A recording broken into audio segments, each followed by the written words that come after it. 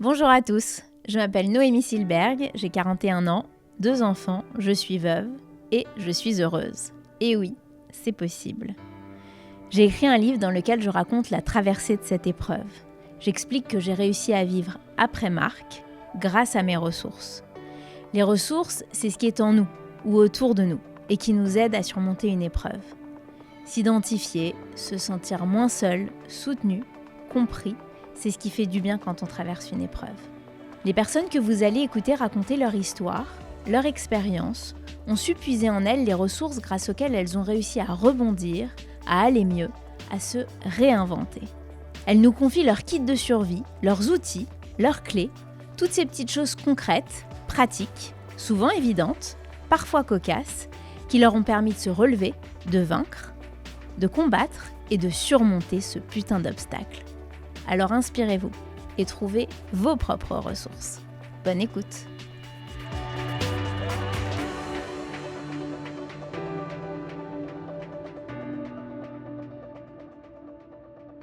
Daniel Toledano a 32 ans, il est franco-israélien, il vit à côté de Tel Aviv, il est l'aîné de 5 enfants et travaillait comme concessionnaire automobile.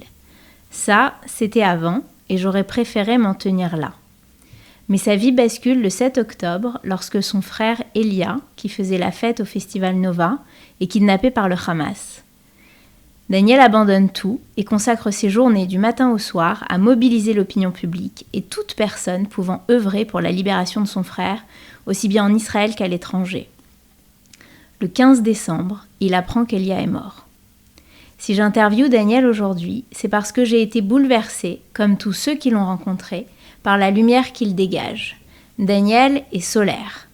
Il illumine par sa présence, son ton enjoué, son sourire permanent et un tempérament toujours enthousiaste, si bien que sa lumière résiste à l'horreur et qu'il a décidé de choisir la vie. Merci beaucoup, Daniel, de venir nous livrer ton témoignage. Merci beaucoup, toi aussi. Daniel, c'est aujourd'hui une interview un peu particulière par rapport au contexte, évidemment, mais aussi parce qu'on va faire cette interview dans une autre langue, dans ta langue maternelle pour toi, pour qu'on puisse mieux ressentir, entendre tes émotions et comprendre tes ressources.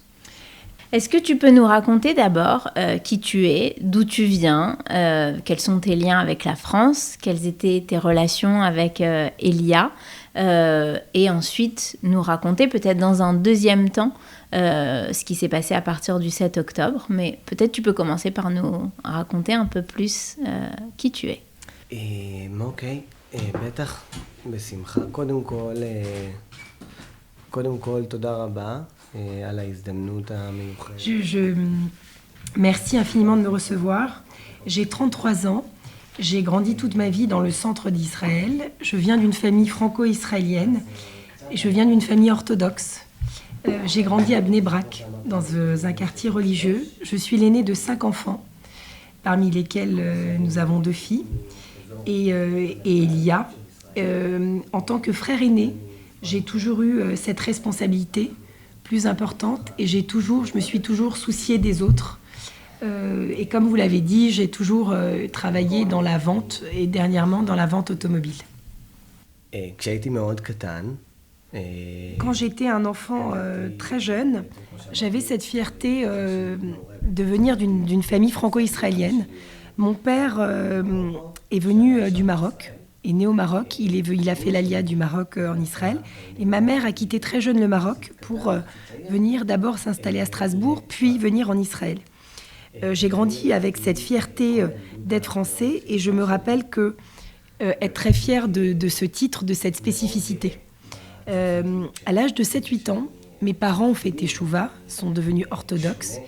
Et à l'âge de 9 ans, nous sommes allés habiter à Bnei Brak, qui est une ville à côté de Tel Aviv, extrêmement fermée, extrêmement orthodoxe. C'est une ville où ne cohabitent pas 2 mondes. Il y a le monde des hommes, le monde des femmes, et ces 2 mondes se rencontrent uniquement au moment du mariage. Je dois dire que j'ai beaucoup aimé ce monde. J'ai été même très bon.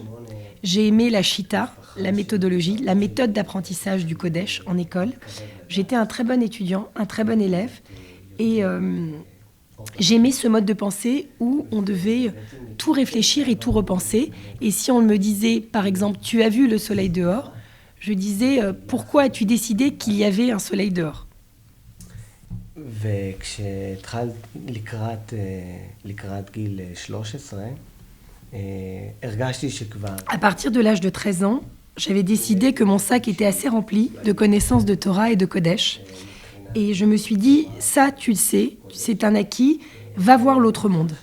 Et j'ai décidé d'aller voir le monde civil, et j'ai décidé d'aller étudier ce monde nouveau que je ne connaissais pas, d'écouter de la musique, de voir des films, de parler aux filles, qui était un des interdits du monde orthodoxe. Et bon an, mal an, j'ai décidé de choisir cette vie-là, qui était cette vie à laquelle je n'appartenais pas avant. À 17 ans, j'ai quitté le foyer familial, j'ai pris un appartement et j'ai travaillé pour me financer, car mes parents ne pouvant pas m'aider. Et j'ai décidé d'appartenir à ce nouveau monde. Et comment est-ce que tes parents ont réagi à cette décision-là? Comment est-ce que ça s'est passé avec eux? כמובן שההורים שלי קיבלו את זה מאוד קשה. Mes parents ont évidemment reçu ça très durement, pour plusieurs raisons. D'abord parce que j'étais bon, j'étais un très bon élève en Kodesh, en études de la Torah. Et deuxièmement parce que j'étais l'aîné. Et parce que j'étais l'aîné, ça aurait pu changer le destin de toute la famille, car j'étais aussi le modèle, mais c'était mon chemin. Et est-ce que tu as coupé les relations avec eux ou est-ce que tu continuais d'aller les voir? J'ai dû couper. Et avec tes frères et sœurs aussi? Ça n'a pas été mon choix.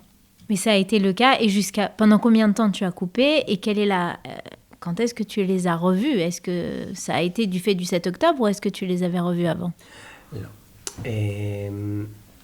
כמובן שמגיל 17 עד 7 באוקטובר עברו. De 17 à 33 ans, il y a une demi-vie qui est passée pour moi.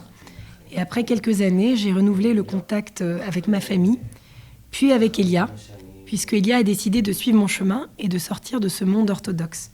Avec Elia, j'avais une relation très particulière, parce que dans ces milieux orthodoxes, je partageais la même chambre que lui, et j'étais en quelque sorte son tuteur. Donc nous avons grandi ensemble, j'étais responsable de lui.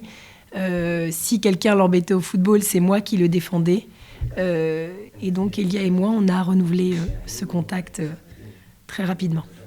Et Elia, il a aussi coupé avec votre famille de la même manière que toi? לא בדיוק. Elia n'a jamais coupé vraiment avec mes parents parce qu'il était bien plus intelligent que moi. Il a appris à faire les choses mieux que moi. Même s'il était orthodoxe, il n'a jamais rompu le contact ni avec les parents, ni avec les frères et sœurs. Il a su faire les choses sans rupture.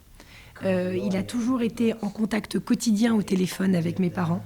Et il venait les visiter 1 à 2 fois par semaine, sans évidemment leur raconter ce qui se passait dans sa nouvelle vie. Mais il a toujours gardé ce qu'on appelle le kavod horim, le respect. Il a toujours su respecter ses parents. Et avec moi, il se concertait sur sa nouvelle vie, quelles études il devait choisir, les études universitaires. Mais il a toujours su garder ce lien avec la famille. Alors, est-ce que tu peux nous dire quelle était ta vie, juste pour avoir une photo de ce qu'était ta vie juste avant le 7 octobre? Comment est-ce que tu vivais? Comment tu allais? אז בשנים האחרונות... Juste avant le 7 octobre, j'étais un excellent commercial. Je suis quelqu'un de très ambitieux et la réussite est importante pour moi. Concernant ma vie privée, je sortais beaucoup, mais j'avais ma garde rapprochée, dont faisait partie Elia et 2-3 amis. J'ai eu un accident de la route très difficile qui m'a fait qui m'a fait faire le tri parmi mes amis. Tu veux dire un mot sur cet accident ou pas du tout? בעצם עברתי תאונת דרכים עם... J'ai eu Un accident de voiture avec ma moto. Je suis tombée sur la tête. J'ai eu un accident extrêmement grave. J'ai eu un traumatisme crânien, des fractures dans tout le corps, aux bras, aux jambes. J'ai passé des mois allongée. Mais mon état d'esprit était fort. J'étais à un tournant de ma vie. J'ai décidé, je me suis dit, ou je reste handicapée, ou je sors plus fort de cet accident. Et j'ai décidé de sortir plus fort. Et j'ai pris cette période de convalescence très au sérieux. J'ai fait avec beaucoup de sérieux tous les exercices recommandés, les exercices pour retrouver la mémoire, les sensations dans mon corps, dans mes mains, retrouver l'usage de mes mains, de mes jambes. Et cela m'a réussi car la convalescence a été beaucoup plus courte que prévu. Et les médecins en ont été extrêmement choqués ou étonnés. Ça a duré combien de temps, cette période de convalescence? Shana. 1 année. C'était ta première épreuve. La première épreuve que j'ai traversée, c'est d'être seule au monde avant 17 ans. J'avais la responsabilité entière de toute ma vie sur mes épaules. Je devais trouver un logement, de l'argent. Et j'ai aussi appris le monde tardivement. Ça a été ma première épreuve. Ma deuxième épreuve a été financière, car j'ai été extrêmement endettée. Je devais beaucoup d'argent, j'ai fait de mauvais investissements et je n'ai pas réussi. Je devais sortir seule de cela. Et j'ai réussi à sortir de mon endettement. L'accident de la route a été ma troisième épreuve. Est-ce qu'on peut parler maintenant du 7 octobre et que tu nous racontes pas ce qu'est le 7 octobre, parce que malheureusement nous en entendons beaucoup parler, mais surtout, toi, comment tu as vécu tout ça et tout ce que tu as fait, ton parcours, puisque comme je l'ai dit dans cette introduction, tu t'es entièrement mobilisée pour Elia. Est-ce que tu peux nous raconter comment ça s'est passé dans ton esprit? Le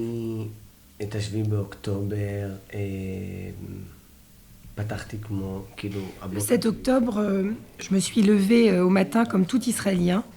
D'abord, je ne savais pas qu'Elia était dans cette fête. La première chose que j'ai compris, c'est qu'il y avait un balagan, quelque chose qui se passait de grave dans le sud. Son téléphone ne répondait pas. J'ai senti qu'il y avait un problème. J'ai compris qu'il était à la fête avec Mia. J'ai senti comme une responsabilité sur ma tête, avec un seul objectif en tête, vérifier où était Elia et apporter des réponses. Ce qu'il faut savoir, c'est que le 7 octobre était un jour de Shabbat, que mes parents sont orthodoxes, qu'ils n'ont pas l'information, qu'ils n'ont pas la télévision, et que Lélia est l'enfant est l'enfant préféré de la famille, le plus aimé. Et je dois comprendre ce qu'il s'est passé avant la sortie du Shabbat pour leur apporter des réponses. Et ça, c'est mon rôle premier. D'un côté, je me suis comportée comme un fou, j'ai perdu la raison. Et d'un autre côté, j'ai décidé de mettre mes sentiments de côté et de réagir de façon très pragmatique et sans que les sentiments prennent le dessus. J'ai contacté un ami d'amis qui était au Mossad pour savoir si d'abord mon frère était dans la liste des personnes assassinées. Et j'ai aussi réussi à avoir tous les téléphones d'amis d'Elia que je n'avais pas pour avoir le maximum d'informations.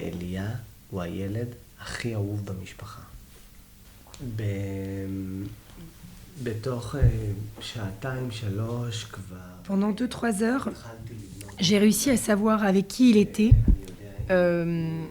où il était et qui l'avait vu en dernier. J'ai même réussi à avoir le directeur de l'opérateur téléphonique alors que la police ne voulait pas me donner sa géolocalisation comme un détective pour reconstruire l'histoire. Avec un seul objectif en tête, avoir les éléments avant la sortie de Shabbat et savoir ce que j'annonce, ce que je dis aux parents avant que Shabbat sorte. À un moment, le gouvernement nous a donné une information, ils nous ont contactés, ils nous ont dit qu'il fallait venir à un centre. J'étais parmi les 20 premiers et qu'il fallait venir avec des éléments ADN de la personne manquante, recherchée, Et on sait dans quel but.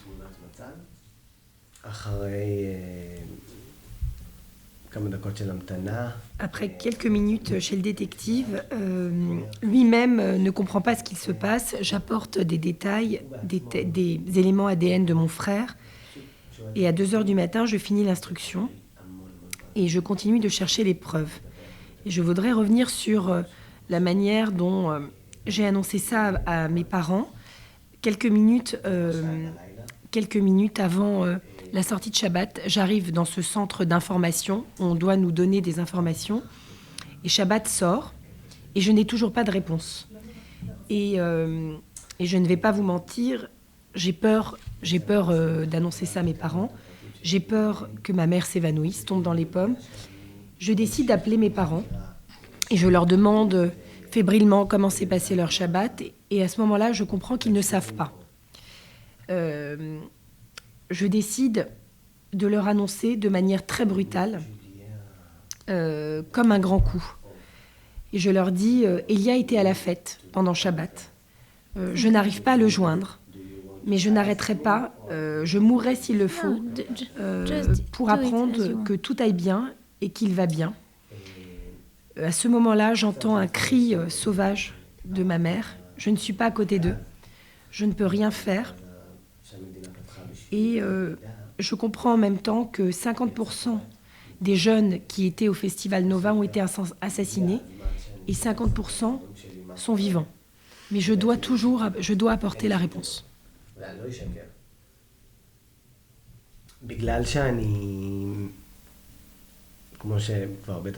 Ma façon de traverser des épreuves difficiles est de m'éloigner des sentiments. Je sais me couper sentimentalement pour me concentrer et me faire avancer le puzzle. Il y a eu une évidence, c'est que mon frère était franco-israélien et j'ai choisi immédiatement de mobiliser les médias français. 2 semaines après, l'armée nous a informé que mon frère était otage. Et j'ai alors décidé de faire partie d'une délégation, de voyager en France afin d'informer, de sensibiliser la communauté européenne et française au statut d'otage et d'otage français, car il y a été un otage parmi les 7 otages franco-israéliens. J'ai alors expliqué ce qu'était être otage d'une organisation terroriste, alors même qu'il avait juste décidé de vivre, de s'amuser.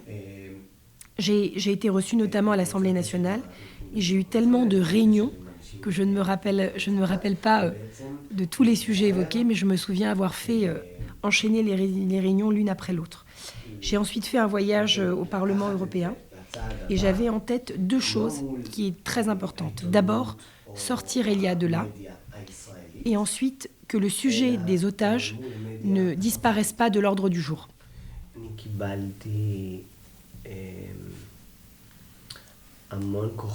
J'ai reçu beaucoup de force et beaucoup d'aide de la communauté juive française. Et une des choses c'est d'ailleurs une des choses qui m'a donné le plus de force. Ils m'ont notamment aidé à rencontrer le président Emmanuel Macron, Nicolas Sarkozy. Et en fait, c'était la première fois où, dans l'une de mes épreuves, j'ai été entourée et aidée. Avant cela, j'ai toujours été seule et j'ai toujours surmonté ces épreuves seule. Et là, ça m'a vraiment donné, c'est une traduction, un dos, ça m'a vraiment donné un bouclier. Maybe you tell how you discover that. If you have some other things to say, but. Le 14 décembre, je suis dans la voiture. Je rentre de Strasbourg. J'ai eu un rendez-vous au Parlement européen. Et j'ai eu également des rendez-vous extrêmement importants à Paris où j'ai réussi à obtenir des choses concrètes pour les otages. Et puis, après cette longue et difficile journée, je décide d'aller dîner au restaurant avec mes amis qui m'accompagnent. Et je dis, il faut continuer à vivre. Donc on va dîner. Et tout d'un coup, je reçois un coup de téléphone de la maison en Israël, quelque chose d'improbable. Et je comprends immédiatement. Et on me dit, assis-toi. Et ils me disent que Tzahal a trouvé le corps de mon frère hier, qu'il est mort à Gaza. Je me rappelle à ce moment-là ce coup de poing que j'ai reçu dans le ventre. J'étais choquée puisque 2 semaines avant, j'ai eu l'information qu'il était en vie à Gaza. Et jusque-là, je n'avais aucune preuve de sa mort et je pensais qu'il y avait vraiment un espoir. Je suis évidemment choquée et je demande immédiatement à ce qu'on me passe ce gars de l'armée qui a fait l'intermédiaire et je pose tout de suite des questions techniques. Je veux savoir tout ce qui s'est passé et je me rends compte à ce moment-là que je suis en dehors du restaurant, que je suis sortie et que mes amis n'ont pas entendu cette conversation et que je dois à nouveau leur annoncer. Et je leur dis, ils sont en train de rire, de dîner, ils ne savent pas du tout ce que je viens d'apprendre. Et je leur dis d'une seule traite, Elia a été assassiné et je dois rentrer. Ils ne comprennent toujours pas. Je dois le répéter encore une fois. Et là, ils comprennent. On sort du restaurant, on quitte le restaurant. Je leur dis, on va maintenant à l'aéroport et je laisse mes valises à l'hôtel, qu'importe. Je veux arriver à l'enterrement. L'épreuve la plus dure de ma vie que j'ai dû affronter, c'est que je n'ai pas réussi à arriver à l'enterrement d'Elia. C'est une des choses les plus difficiles. Je voulais lui dire au revoir, je voulais au moins le toucher, le voir, pour pouvoir faire le deuil. Et jusqu'à ce jour, je ne suis pas encore remis de cette difficulté, de cette épreuve. Daniel, tu as expliqué les épreuves que tu avais traversées au fur et à mesure de ta vie, et ce sont des épreuves qui ont été pas plus difficiles les unes que les autres. Je ne parle pas de celles du départ, mais en tout cas, tes épreuves que tu as vécues au départ semblent t'avoir donné beaucoup de force qui t'a permis de faire tout ce travail d'enquête pendant que Elia était otage. Et aujourd'hui, on est 8 mois après le 7 octobre et tu es plein de... C'est même pas de la dignité, mais c'est ce que je disais, tu es solaire et tu vis. Tu vis probablement pour Elia. Est-ce que tu arrives à mettre des mots sur cette force que tu as en toi et qui est une leçon d'espoir? Merci Noémie d'avoir dit que j'illuminais. Je pense que j'ai réussi effectivement à compartimenter toutes ces épreuves de ma vie. Quand j'ai parlé avec ce référent de l'armée et que je lui ai demandé des détails techniques, un des détails techniques que je lui ai demandé, c'était de savoir comment allaient mes parents. Et une de mes plus grandes difficultés, et qui a également fait partie de mes épreuves, c'est de ne pas avoir été là-bas avec eux à ce moment-là. Pourtant, je suis quelqu'un qui fonctionne en solo. C'est une force, mais je ne suis pas égoïste. Je suis quelqu'un qui aide les autres et sur lequel on peut compter. Et je peux dire d'ailleurs en toute humilité que depuis, j'ai aidé d'autres familles d'otages à aller chercher les informations, tout en gardant l'affect de côté. J'ai organisé 1 mois après le 7 octobre un concert avec des chanteurs pour relever le moral des troupes, pour vaincre l'obscurité et parce qu'il fallait se réjouir pour combattre et pour continuer. J'ai organisé un concert pour toutes les familles des otages et pour les Israéliens de manière générale. Et ce soir-là, ils ont tous pu prendre des forces, ils ont dansé et ça nous a aidés à surmonter les épreuves. Quand j'aide les gens, je prends moi-même des forces. Je ne peux pas être égoïste et je sais qu'elle a besoin de moi. Et c'est quelque chose également qui me donne la force d'aider les autres. Et je continue comme ça. Et ma famille m'a toujours vue comme l'être fort. Et j'ai besoin qu'elle continue de me voir comme ça. Alors je crois qu'on peut passer au questionnaire ressources.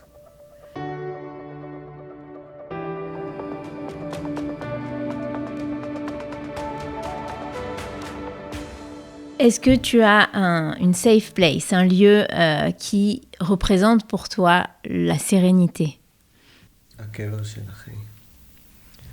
La tombe de mon frère. Est-ce que tu as une philosophie de vie, un mantra? אתה שולט בעצמך ולא... Ton esprit est le boss sur ton corps, et ce n'est pas ton corps qui prend le dessus sur ton esprit.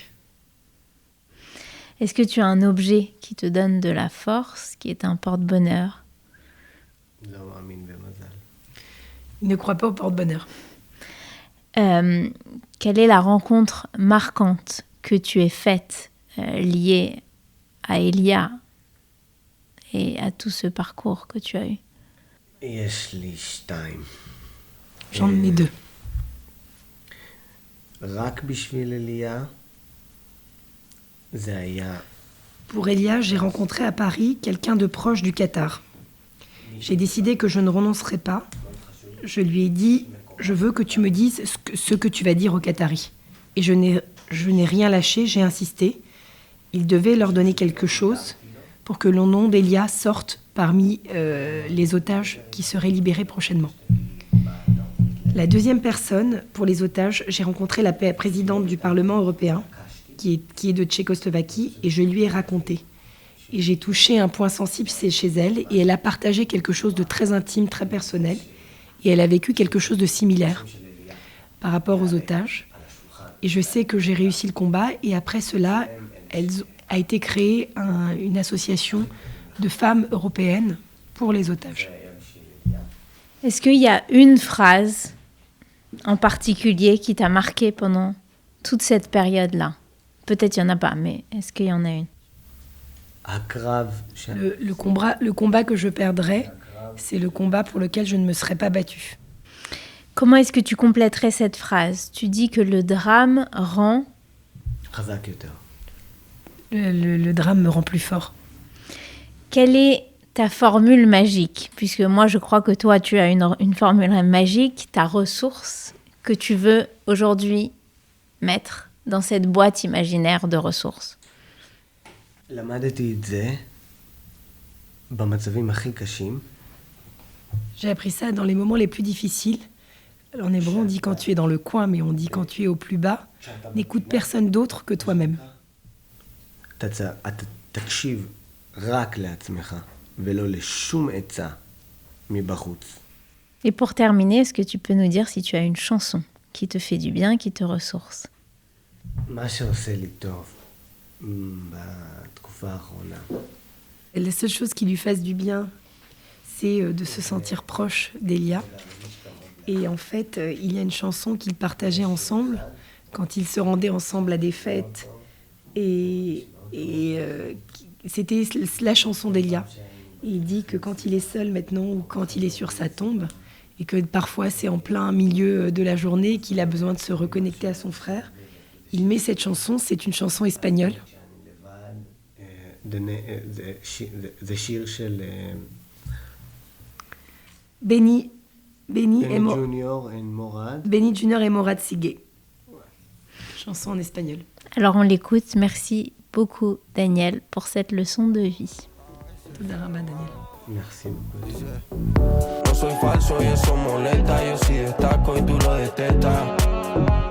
El que la sigue siempre la consigue. Envidioso que mucho cuesta, tú estás abajo en esta puerta. El que la sigue siempre la consigue. A veces lo malo sigue, pero nadie lo persigue.